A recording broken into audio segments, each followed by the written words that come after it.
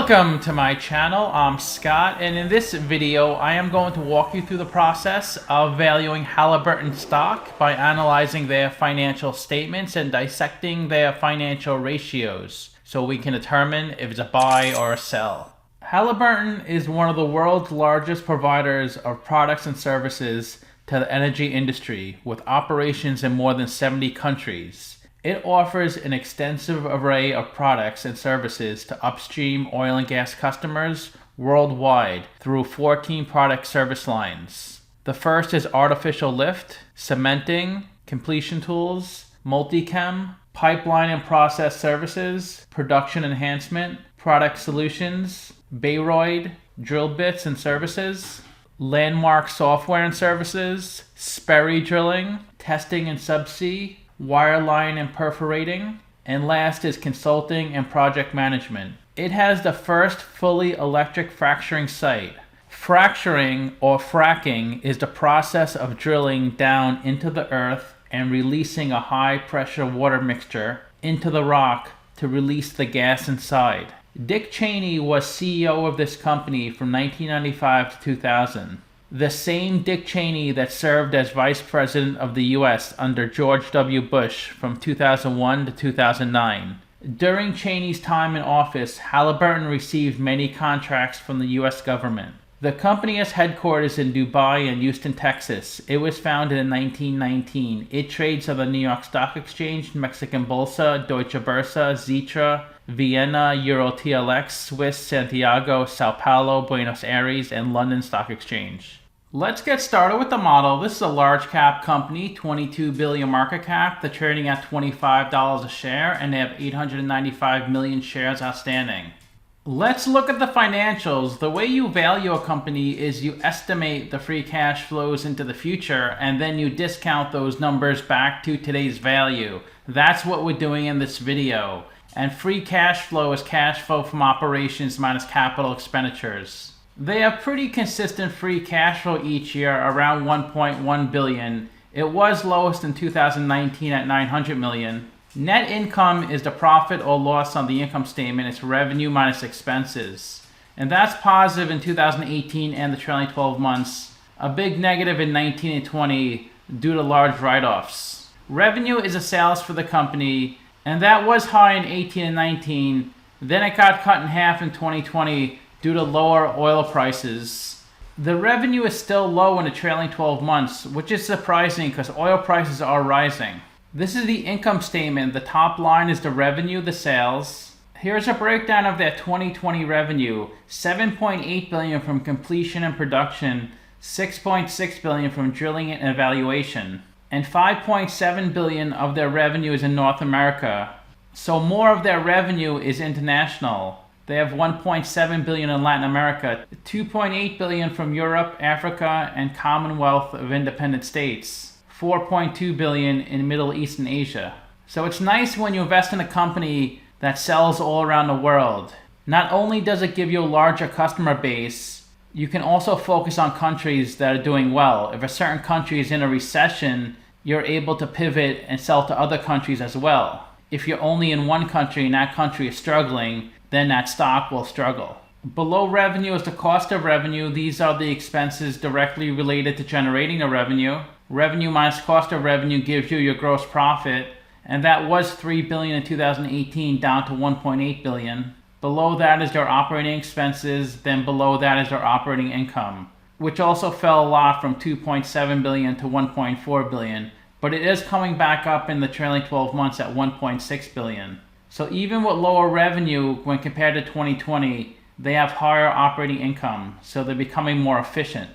They spent 486 million of interest on their debt, which was lower than the past 3 years. And the bottom line of the income statement is their net income, which is 400 million. The reason it's low in the trailing 12 months and negative in 2019 and 20 is because they passed through so many write-offs. 2.6 billion in 2019, 4 billion, and 500 million. Write-offs are non-cash items, so I would focus on operating income when I look at the income statement, not net income. This is the company's income statement from their 10K. It's a breakdown of 2018, 19, and 20. So they break down their revenue into services and product sales. and a bulk of it is from services. And I did a video yesterday on Schlumberger, and they also had a bulk of their sales from services. Both companies are very similar. They sell similar products all around the world. They break down their cost of revenue into cost of services and cost of sales. And the reason they have such a big negative net income in 2020 and 2019 were these large asset impairments. When a company buys a fixed asset, like a machine or a building, they depreciate it over time onto the income statement. So depreciation is meant for normal wear and tear. Sometimes there's more serious damage to an asset, or just the value of the asset is lower in the market, so they have to pass through an impairment. So they decrease the value of the asset on the balance sheet and pass through a loss onto the income statement. So here's a breakdown of their asset impairments. Most of it is from long-lived asset impairments. Of the $2.6 billion in 2020, $1 billion is from hydraulic fracturing equipment, $297 million in drilling-related services equipment, $191 million of right-of-use assets. Right-of-use asset is when a company leases an asset from another company. So Halliburton doesn't own these assets. They lease them from another company, but effectively they own it for accounting purposes. So that's why they're able to pass through an impairment. And they have a small amount in G&A expenses. This is payroll, rent, insurance, things like that. And since they had such big impairments, they passed through an operating loss. If they didn't have these impairments, they would have had an operating gain, a really big gain in 2019. This is the interest they pay in their debt, and they had $168 million of loss on extinguishment of debt. Sometimes when you pay off debt early, you have to pay a prepayment penalty. So that's probably what this $168 million is, a prepayment penalty. Because the lender of the debt doesn't want you to pay it off early. It sounds counterintuitive because why wouldn't they want to get their money early? The reason the lender gave you money is to get their interest payment on the debt. That's how a bank makes money. Say you put $10,000 into the bank at Chase Manhattan Bank and you get 1% interest. The bank takes that $10,000 and lends it out to someone else. They may lend it to a business owner trying to build up their business, or lend it to a homeowner who wants to put a new roof on their house. And say they charge 6% interest on that loan. So they're making a 5% spread on the $10,000. So the longer that loan stays out there, the longer they're going to receive that 6% interest. So they make a 5% spread on the money. That's how banks make money. They do make money in fees as well, but also the spread when they lend money out. So maybe for the first year or two of a loan, there's a penalty where if you pay it off early, you have to pay a fee, say a few $100, or it could be a few thousand, depending on the size of the loan. Some loans don't have a prepayment penalty, but some loans have a prepayment penalty included to protect the lender. So it might be worth it for the company to pay this penalty because maybe the interest payments were so high, they would save more in interest than a penalty. This is a company's statement of cash flows. This is from Yahoo Finance. Then we're going to look at the 10K later to drill into the numbers. The top line is operating cash flow. That's how much cash the company generates from its operational business. So you can see in 2019 and 20, even though they had a net loss, they passed through a lot of cash flow. They generated over $2 billion of cash flow and nearly $2 billion in 2020. You could think of operating cash flow as net income converted to cash because net income is your accounting profit or loss. It's not actual cash. And they spent a good amount in CapEx, $700 million up to $2 billion. And they're probably spending less in CapEx in 2020 and the trailing 12 months because they're bringing in less revenue. If they spent $2 billion in CapEx in 2020 like they did in 2018, they would have negative free cash flow. Operating cash flow minus CapEx gives you your free cash flow. And the free cash flow is a cash flow that's remaining for you, the investor. So they do pay a dividend with the free cash flow. They also buy back stock. They bought back 600 million shares of stock. When a company buys back stock, that decreases the shares outstanding. It makes your shares more valuable. Every year, they're reducing their debt load with the free cash flow. When a company reduces its debt, that means it has to pay less interest on their debt. So when a company lowers their interest payments, they're lowering their expenses. The lower a company's expenses, the more cash that hits the bottom line for you, the investor. This is the statement of cash flows from the company's 10K. So in 2020, they had a $2.9 billion loss. That's how you calculate cash flow from operations. You start with your net income or your net loss. Then you have to add back the non-cash items on the income statement. You have to add back the $3.8 billion asset impairment since it's a non-cash item. You also have to add back $1 billion of depreciation, and they have to minus out $444 million in income tax benefits, because the taxes that are reported on the income statement are not the taxes the company pays. The income statement calculates taxes using GAAP accounting. The IRS doesn't use GAAP accounting, so there is a difference. So some years you have to report a deferred tax asset, a deferred tax liability. Since you see negatives here in income taxes, that means we'll see positives in future years because it all evens out. They received $1.4 billion of receivables. That means they sold items on credit in the past and now they're receiving the cash now. Negative $934 million of accounts payable. That means they paid for items they bought in the past. When you use accounts payable, your cash goes up. It's like a loan. But when you pay for your accounts payable, your cash goes down. So they do bring in positive operating cash flow each year. It did come down a lot because the price of oil came down a lot, so they're getting less revenue than in the past. Next is the investing cash flow section. Capital expenditures are part of this section. Sometimes they sell their fixed assets, so they have to book the cash in the investing section, not the operating section, because their business is not to sell their assets. It's to provide oil and gas services. It looks like they acquired a business in 2018. They paid $187 million of cash. It's possible they paid more than $187 million for that business. They may have paid partially in cash, partially in stock. This is the cash flow from financing section. This is the payment of their long-term debt. They paid down $1.7 billion of debt in 2020, and they issued $1 billion of debt in 2020. This is the dividends they paid to their shareholders. And this is not just common dividends, which we're going to look at later. This also includes preferred dividends. This $278 million of dividends they paid is going to be more than the dividends I'm going to show you later, because I'm going to just be looking at the dividends that they pay to common shareholders. And they bought back $600 million of stock in the past 3 years, $400 million, $100 million, and $100 million. They issued some stock also in the past 3 years. This is the equity section of their balance sheet. They raised $2.7 billion from selling their business, and they profited $8.9 billion from running their business. Retained earnings is a sum of all your prior net incomes minus the sum of all the dividends you paid out. They also bought back a lot of stock, $5.6 billion of treasury stock. When a company buys back stock off the open market, they place it onto their balance sheet as treasury stock. This is a contra equity account, so it brings down your equity balance. So they have $5.7 billion of equity. Let's look at the capital structure. $5.7 billion of equity, $10.3 billion of debt. They're 36% equity, 64% debt. Their net debt is $7.7 billion, and their WACC is 10.5%. And that's a discount rate we're going to apply to the future cash flows. We estimated 4 years of future free cash flows. We also estimated the terminal value, which is all cash flows past year 4, that's $21 billion. We discounted those numbers back to today using the weighted average cost of capital. We get a value of the company of $18 billion. We divide that by 895 million shares. And we get a calculated stock price of $20. They're trading at $25, so they're trading at a 26% premium. It's a sell according to the model. The average analyst projects their revenue to grow 11.6%.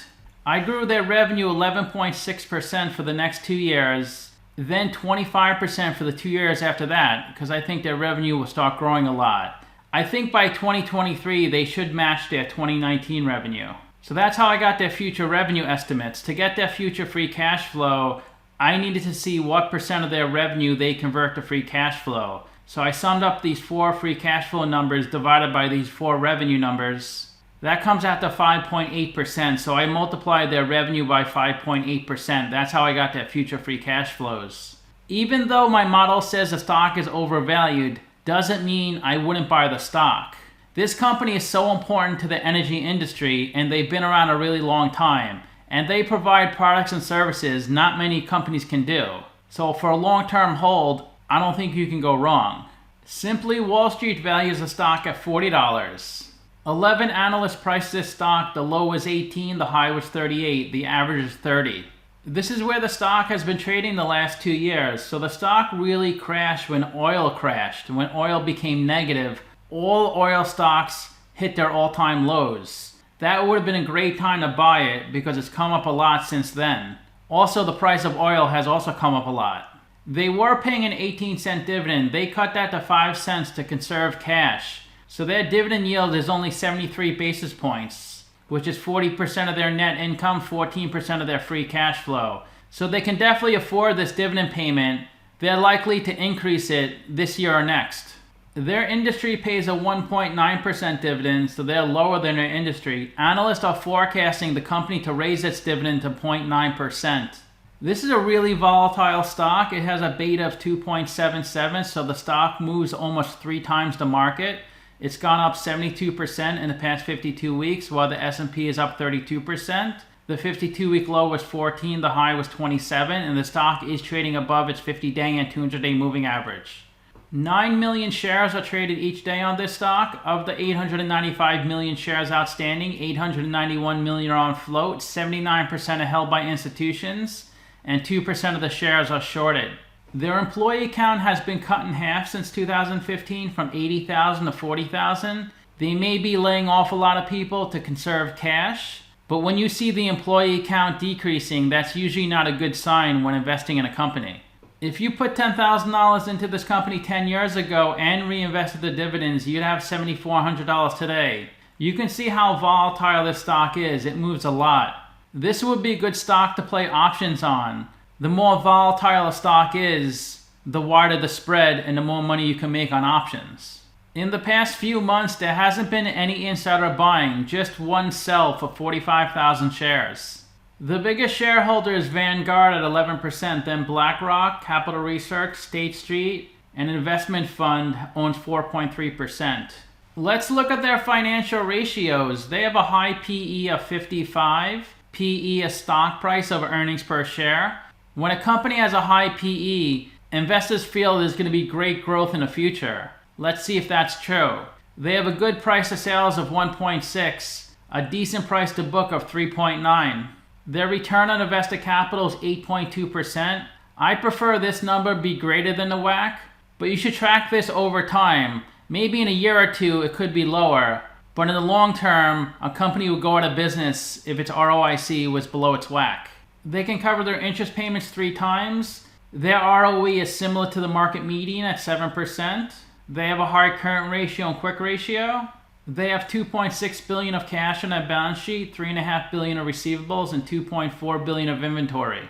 So they do seem to be well capitalized. They had $1.2 billion of free cash flow in the trailing 12 months, $5.5 billion of working capital, and they pay out a small dividend, so they have $6.5 billion of funding. The best way to look at ratios to compare them to companies in the same industry, I've done videos of 7 companies in the same industry as Halliburton. And if Halliburton has a number in red, they're worse than the average. If they have a number in blue, they're better than the average. So they're worse in all the price multiples. They're pretty close to average in price to sales, but they're definitely worse in PE and price to book. Current ratio is above average. Their ROE is slightly above average. They have more debt than the average company, and they're a big company, second biggest on this list. And they do pay a dividend, a small dividend though. To summarize, I have them trading at a 26% premium, but we all know how important energy is to our country and the entire world. And this company doesn't take any operational risk. They just support energy companies by providing the tools and the services to help them. So this company should always be around since there's a need for their services. Of course, any company can go bankrupt if they make a bad mistake. But they've been around over 100 years, so I think the risk of this company going bankrupt is pretty low. I rank their free cash flow 7 out of 10, their revenue and ratio is 5 out of 10. So let me know what you think. Give this video a like, subscribe, or comment below. Also, if you'd like to get a custom valuation or just support the channel, you can become a member by clicking on the link in the description below. Thanks for watching.